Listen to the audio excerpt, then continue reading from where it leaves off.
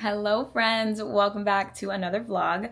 I'm currently having a nice slow afternoon and wanted to film because I do have some curtains that I need to hang in a little bit. And I know you guys love the home decor content, home improvement stuff that I usually post. But if I'm being honest, I've lived in this apartment for like 3 years now and there's not much to be done in the apartment. Like I often just redecorate just for the fun of it. But now I'm at a point in this space in particular that I feel like everything is how I want it. It's obviously all fully furnished after 3 years of living here, and there's nothing more that is like needed. So let me know if you guys want to see other things that I do, like just me going about daily life if you're interested in that, because obviously I do like to vlog, but I just feel like those videos don't get as much traction on my account. So now that I don't have so much home stuff going on, like, are you still interested in keeping up with me in that way and just like daily vlogs, living in New York City, things like that? Today, I am gonna be hanging some curtains.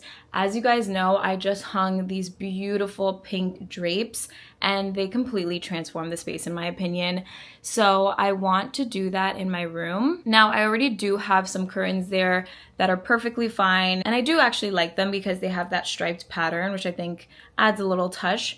But my apartment is south facing, and that basically just means that it gets very intense sunlight during the morning time. And then in the afternoon, like, it's all good. It gets more of like indirect sunlight, I'd say. Oh my God, do you guys see this plant behind me? Sorry for the distraction, but it has grown so much. This is now the second part of it that has like flowered. So here's one of them that sprouted, and I actually have to cut it and like I think repot it or something. But here's another really long stem that's come down and it started flowering up here, and now it's growing some little baby leaves. So cute. I'm obsessed. I've never had a spider plant do that, so this one is like really thriving and loving it. Anyway, that's besides the point. So back to my curtain situation. These are the drapes I currently have, and like I said, I do like them. However, the intense sunlight that comes in like on the weekends at 6 a.m., it really just like comes into the room full force when I'm trying to sleep in for once. And it's no good. Like, even with my blinds that I have, plus these curtains, which are kind of like a room darkening curtain, they're not like full on blackout, I still get some sunlight coming in, and it wakes me up without fail every time I'm trying to sleep in on the weekends. So my solution to the problem is to get another set of curtains in addition to the ones that I currently have, and I obviously had to go with 2 pages yet again. I am just so impressed with the quality of my pink drapes in the living room, and I couldn't wait to put some more in for my bedroom. So I have them right here. I couldn't be more thankful to 2 pages for sending me these curtains. I ended up picking out the classic Liz linen drapes in sand beige. In the living room, I did more of like a color pop, but in the bedroom, I like to let the bedding be kind of the focal point, and I usually add color to like my comforter and my bed sheets and all of my bedspreads. So I didn't want anything that would clash with the bedding color, and I felt like since the curtains are gonna always be there, like I wanted something that would go with everything. And this sand beige color is the perfect like vanilla cream color. It's so beautiful, and you can't really tell yet, but I'm going to get these up ASAP.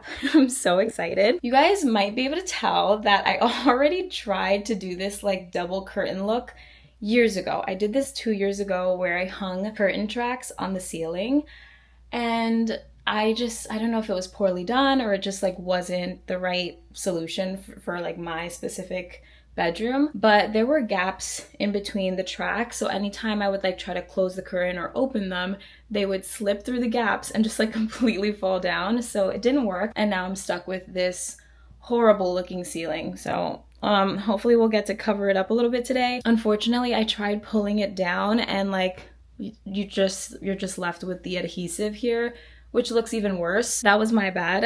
I think I need to get like a heat gun or some sort of like hot tool to kind of remove the adhesive and then pull it down. But the other issue is that I don't have an actual step ladder that can get me up to the ceiling.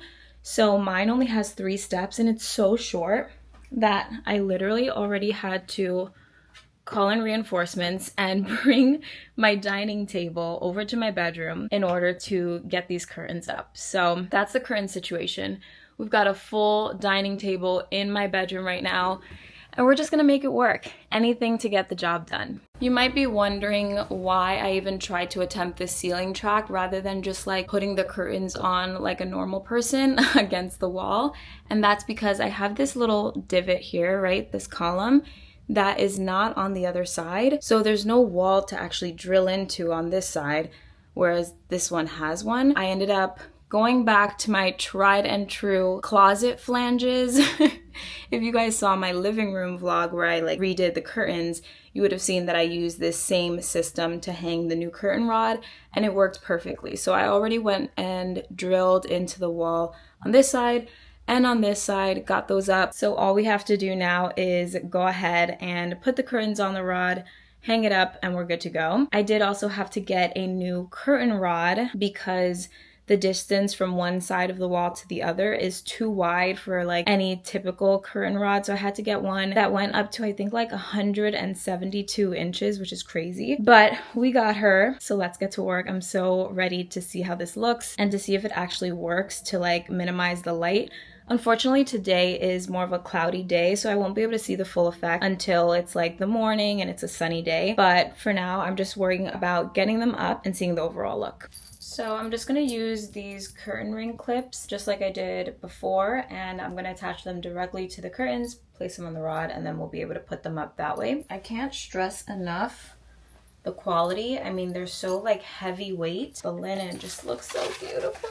Oh, also I forgot to mention, this time I got the triple pleat. Look how good that looks. I'm obsessed.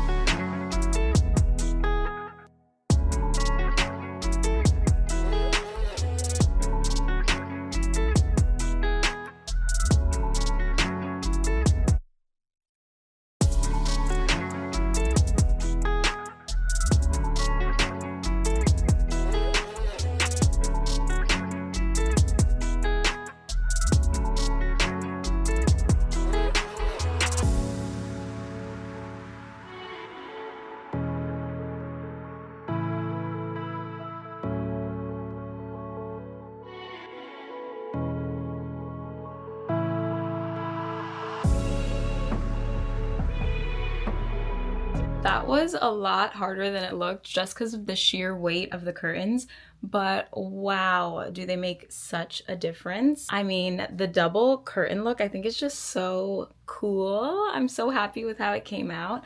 I obviously have to make my bed, but I want to change out the sheets and stuff, and then I have to move that table out of the way because that's not staying here. But yeah, let's go ahead and redo the bedding, and then I'll show you kind of the full reveal.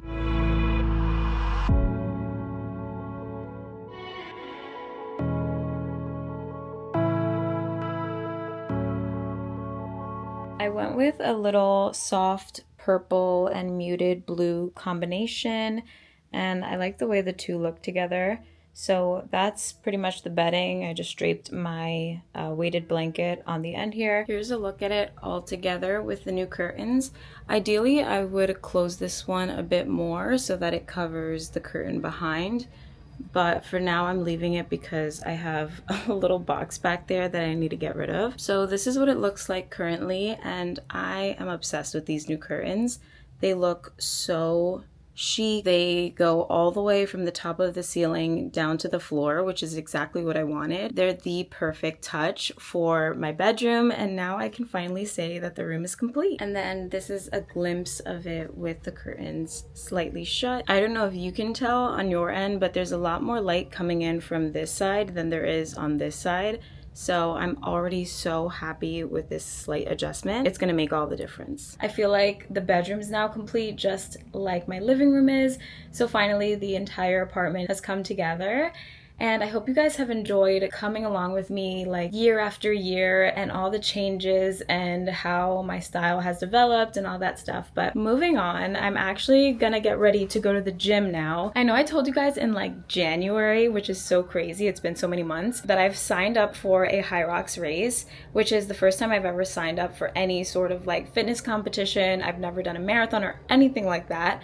So this was very much outside of my comfort zone, but I've been training for like the last 4 or so months. I feel like, you know, now that the time has come, I'm as prepared as I'm gonna be. You know, it's the first one, so I'm just basically trying to finish. That's my overall goal. But yeah, this final week before the race, I am just gonna do like one workout today, maybe another workout tomorrow, and then completely rest for 3 to 4 days up to the race. So very exciting stuff. Let's go train and then we'll come back and just kind of wind down.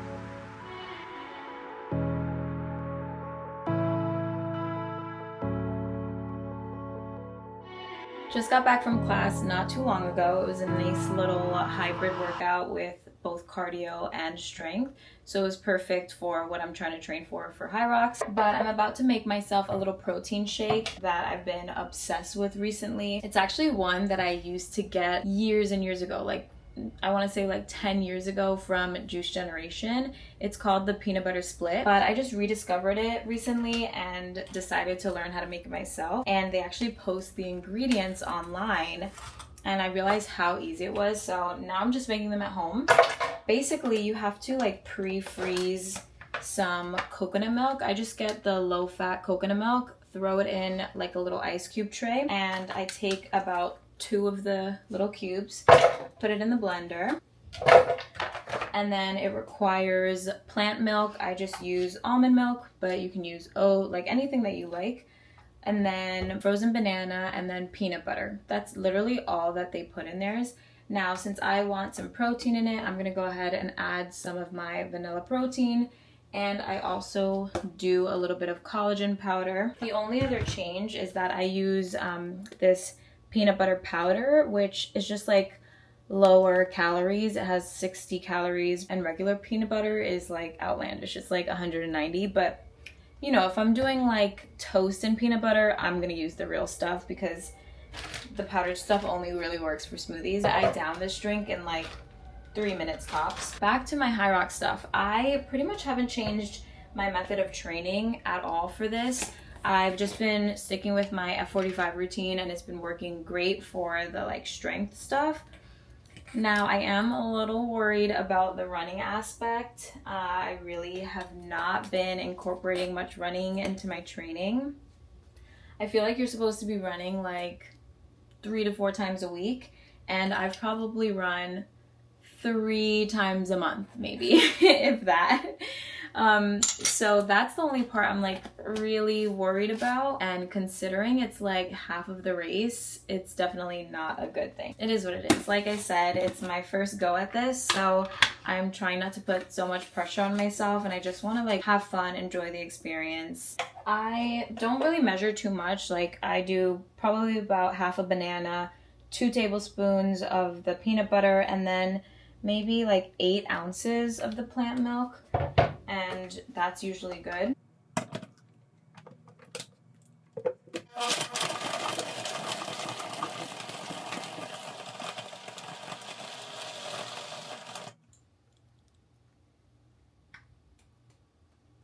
Cheers, you guys.